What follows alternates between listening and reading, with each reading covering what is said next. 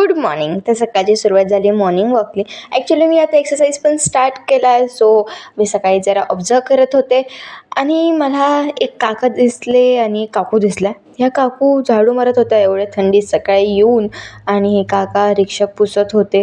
So सगळेजणांना कष्ट करावेच लागतात.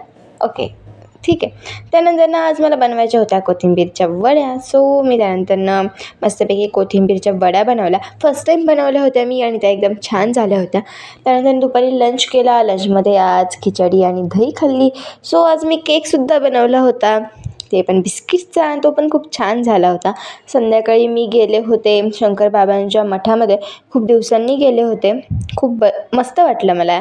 आणि इथे एक असं लिहिलं होतं, समझे तो समझ ले बाद में पछताना है, हमारा क्या बिगड़ता है तेरा ही नुकसान है.